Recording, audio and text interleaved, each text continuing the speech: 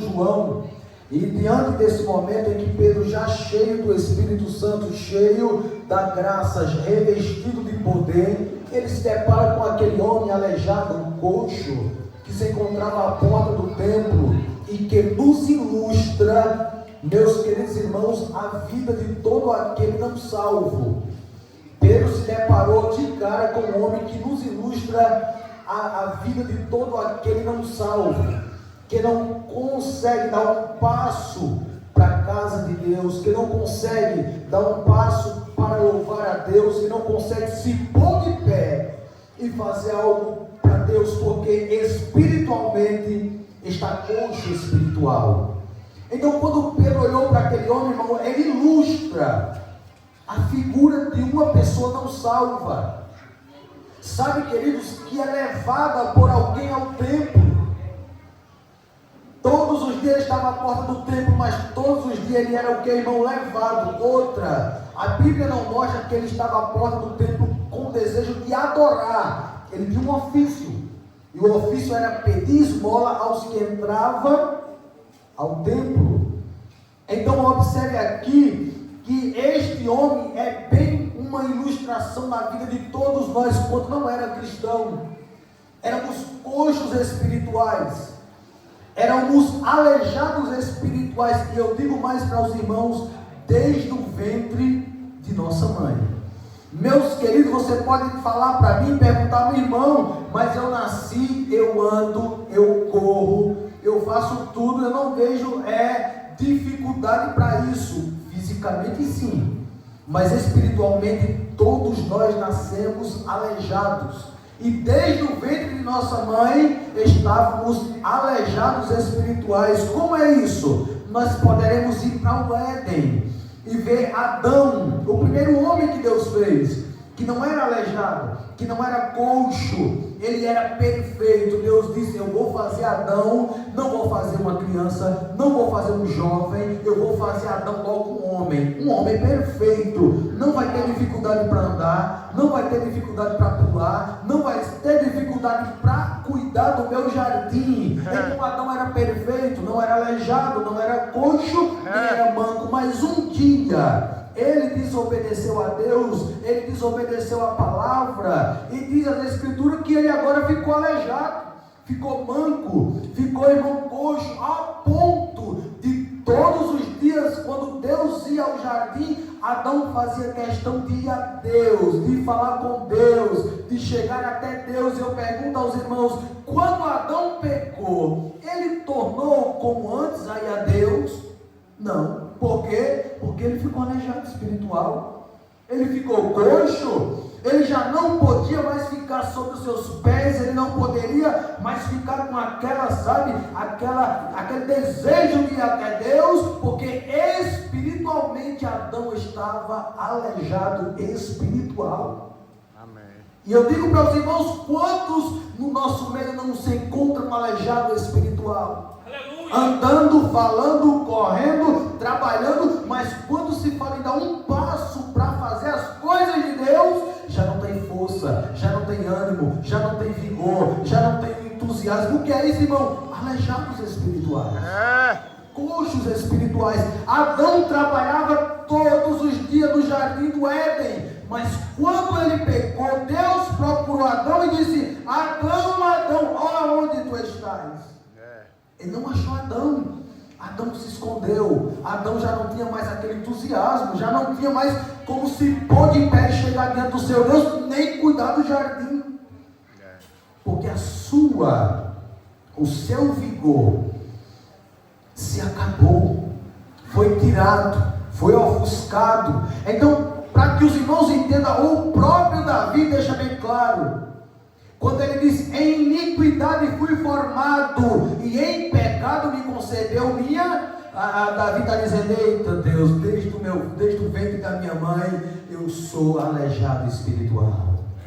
Desde o ventre da minha mãe, a minha natureza é pecar. Aí a Bíblia diz que todos pecaram e destituídos foram da glória de Deus, separados de Deus, aleijados espirituais.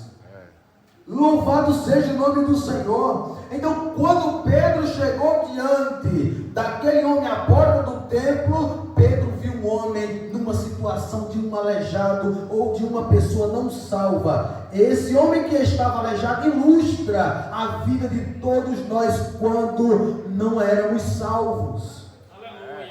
Esse homem, ele representa nós que não poderíamos cantar um hino de adoração a Deus, não podíamos nos levantar e dar um passo à casa de Deus. Alguém até trazido, sabe, não? Para a casa de Deus, tem pessoas que fazem de tudo para trazer as pessoas para a casa de Deus. Isso é bom? É, mas o principal é quando o Espírito Santo toca e nos traz até aqui. Você nunca mais será a mesma pessoa, porque quem está te trazendo é o Espírito do Todo-Poderoso. Esta noite eu creio que quem te trouxe aqui foi Deus, quem te chamou foi Deus, e que quem te guiará será o Todo-Poderoso. Você não é mais um coxo, você não é mais um aleijado, você não é mais, irmãos, alguém que presta uma deficiência espiritual, porque Deus curou as tuas enfermidades pela palavra. Glória a Deus. Então em Atos 3, Pedro aparece vendo de cara com essa figura desse homem que ilustra cada um de nós.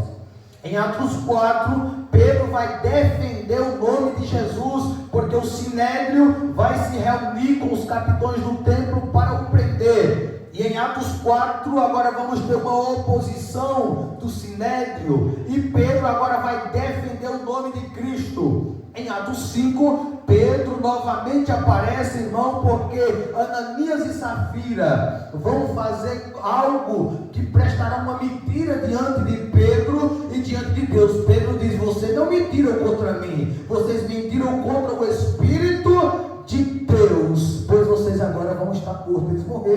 Eles morreram porque o Espírito Santo não se agradou de ambos em ter mentido contra Deus. Não foi contra Pedro, não foi contra os apóstolos, foi contra Deus. Então, irmãos, Atos 6 e 7, Pedro vai sair um pouco de cena e vai aparecer a história de Estevão, aquele mártir, o primeiro que morreu como mártir, e o Cristo estava em pé aguardando Estevão. Os irmãos conhecem a história porque Estevão também ia defender o Evangelho. E nós vemos ali em Atos 8 que Pedro vai tornar de novo. Por quê? Porque diz que quando Filipe, o diácono, que estava fazendo um trabalho evangelístico e as almas estavam sendo salvas, ora, diz a Escritura que a igreja de Jerusalém envia Pedro. A coluna era Tiago, Pedro e João. Pedro, Tiago e João eram as colunas de Jerusalém, do templo. Agora a igreja mãe, ela envia Pedro até Samaria, porque o povo de Samaria, os samaritanos, estão se convertendo com o evangelho, com a palavra que sai da boca de Filipe. E diz que Pedro agora aparece naquele local a ponto de estender as mãos sobre aqueles convertidos e eles, irmãos, receberem o Espírito Santo. Os irmãos bem sabem que alguém até apareceu para comprar os dons de Pedro, né, queridos? Então Pedro agora em Atos 8 aparece novamente. Atos 9, Pedro desaparece aqui um pouco e aparece o apóstolo Paulo. Paulo se converte ao cristianismo. Aquele perseguidor que perseguia a igreja passa agora a ser perseguido, porque em Atos 9 Paulo estará tendo uma revelação da parte de Deus. Em Atos 10 nós vemos Pedro novamente indo à casa de Cornélio, e na casa de Cornélio é a primeira vez que Pedro vai agora pregar para os gentios. Primeiro em Atos 2, Atos 3, Atos 4, Pedro está pregando para os judeus. Segundo, em Atos 8, Pedro está pregando para os samaritanos. Terceiro, em Atos 10, Pedro está pregando agora para os gentios, algo que era difícil para Pedro, porque os gentios era aquele povo que os judeus não sentavam para comer com eles. Eles tinham uma outra tradição, mas Cristo quebrou esse protocolo, Cristo quebrou toda essa indiferença, e agora Pedro poderia sentar com o judeu, Pedro poderia sentar com os samaritanos, Pedro poderia sentar com os gentios, ou ou seja, a porta da salvação foi aberta para os judeus, a porta da salvação foi aberta para os samaritanos, mas a porta da salvação também se abriu para os gentios em Atos 10. Em Atos 9, Pedro agora trará o relatório para a igreja de Jerusalém.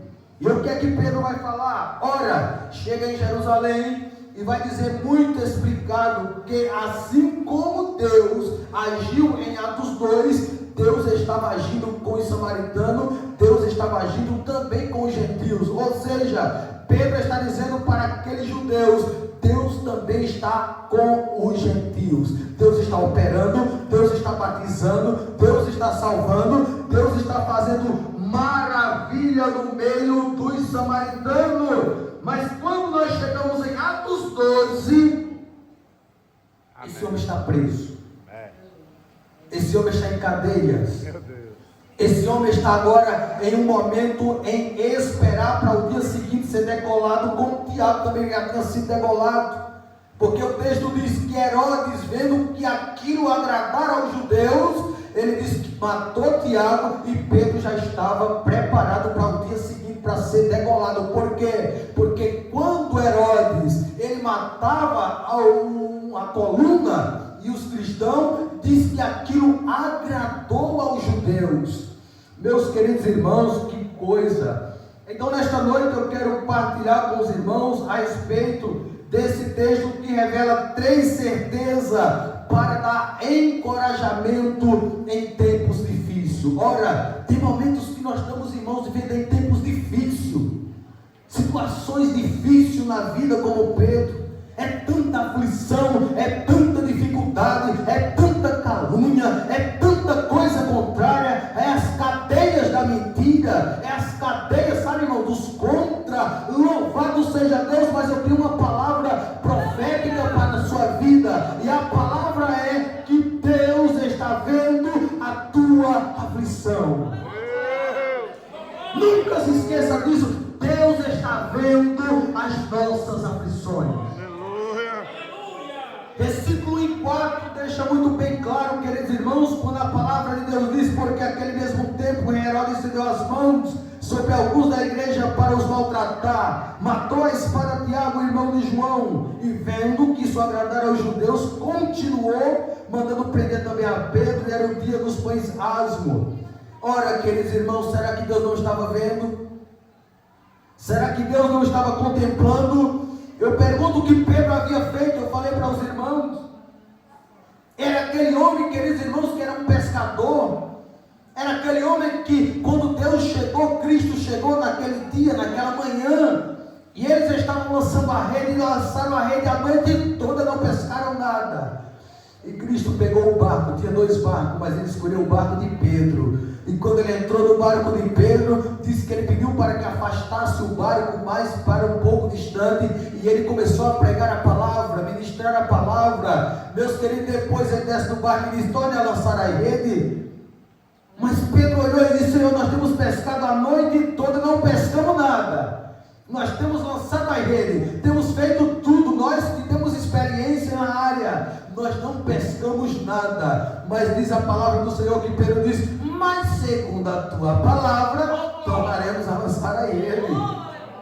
Ora, os irmãos bem conhecem o texto, lançando a rede, aí diz que agora, queridos irmãos, encheram um barco de peixe. Mas o barco encheu de peixe, eles começaram a acenar para o outro barco, para que viessem. Quando o outro barco veio, encheu o outro barco de peixe. Quer dizer para os irmãos, um grande milagre. Pedro ainda não tinha acordado para esse milagre, mas quando os barcos saíram da água, quando tiraram os peixes, quando Pedro olhou para Cristo, parece que caiu em sua mente o que estava acontecendo, e Pedro olhou para Jesus e disse: Senhor, afasta-te de mim, porque eu sou um homem pecador. Mas Jesus não quer que nós se afaste dele, não, irmãos. Jesus quer nós bem pertinho de nós. Jesus não quer saber do dia de ontem. Jesus não quer saber de um mês atrás, de um ano atrás. Jesus quer saber do hoje, do agora. Ele diz que não se lembra mais do tempo da nossa ignorância. Ele olhou para Pedro e disse: Pedro, eu não quero que tu esteja longe. Vem venha para perto de mim, porque daqui para frente tu serás pescador de homem. Aleluia. Deixa eu dizer. Glória a Deus. Pedro precisou deixar a rede. Pedro precisou deixar o barco, porque daqui para frente a vida de Pedro seria uma vida diferente. Então, irmão, não quer dizer que não viria dificuldade, as aflições vieram. Ora, Pedro foi preso uma vez, Pedro foi preso 2 vezes, não me falha a memória, aqui já era a 3ª vez que Pedro estava preso. Mas Deus viu e atentou para o que Herodes Agripa havia feito contra o povo, porque os olhos do Senhor, meus queridos irmãos, ele repousa sobre o justo. Os olhos do Senhor estão contemplando o justo. Ora, você às vezes passa por tanta dificuldade, tantas aflições. Esta noite Deus está te dizendo: os meus olhos estão repousados sobre a tua vida, que é justo. Não quer dizer que as dificuldades não venham, as prisões não venham, mas Deus está dizendo: os meus olhos estão postos em ti. Louvado seja o nome do Senhor. Esse homem, irmão, era neto de Herodes o Grande. Ora, querido, aquele homem que havia mandado matar as crianças de Belém. Ele era neto de Herodes o Grande, mas ele era sobrinho de Herodes Antipas, o Herodes que havia mandado degolar, matar João Batista. Então esse Herodes aquele veio de uma família perversa, de uma família má, sabe, irmão? De um coração perverso, de um coração maldoso. Louvado seja Deus, mas Deus, ele estava vendo tudo que estava acontecendo na vida de Pedro, como também viu as aflições de Israel. Ora, se Deus não viu as aflições de Israel, o que é que a palavra de Deus diz, irmãos, e deixa claro? Eu tenho visto as aflições do meu povo que está no deserto. Israel estava no deserto. Israel estava passando por aflição. Israel estava passando por dificuldade. Escute! Mas Deus estava vendo. Deus estava vendo tudo que Israel estava passando. Aí Deus diz: por isso desci para salvar Israel. E Deus ainda viu as aflições de Ana. Ora, se Deus não estava vendo todo ano, quando Ana e Penina iam para o templo, e Ana, aquela mulher piedosa, devota, sabe, diante de Deus, buscava a Deus, buscava falar com Deus, buscava ver uma vida de piedade com Deus, a ponto de Penina o invejar. Sabe, queridos irmãos, isso é muito importante para nossas vidas. Penina era aquela mulher que também ia para o templo, e Ana juntamente com ela, só que ela era adversária de Ana. Sabe, eu não queria ver a felicidade de Ana, e Ana chorava, e Ana se angustiava, era tanta aflição, era tanta dificuldade, era tanto ataque, mas Deus estava no sublime trono, olhando para Ana e dizendo: eu estou vendo as tuas aflições, mulher, eu estou vendo as tuas dificuldades, mulher, eu estou vendo o que tu estás passando, e no tempo certo eu vou agir na tua vida, eu vou fazer o que tu quer, eu vou fazer o desejo do teu coração. Louvado seja o nome do Senhor.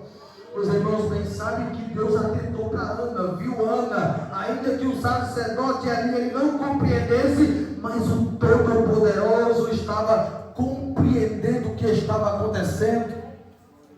Porque assim, irmão, muitos não te compreendem.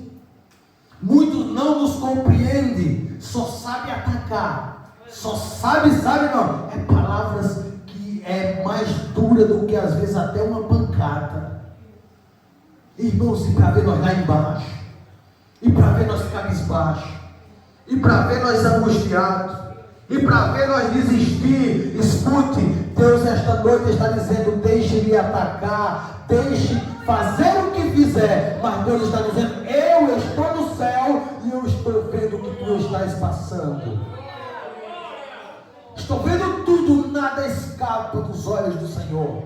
Ele contempla o bem e contempla aquele que está fazendo mal. No tempo certo, Deus está dizendo: eu vou te colocar em um lugar elevado, eu vou te honrar, eu vou te colocar e te dar aquilo que tu precisa. Tu pede um homem, eu vou te dar um profeta, eu vou te dar um sacerdote, eu vou te dar um juiz, porque tu és uma mulher piedosa e anda na minha presença.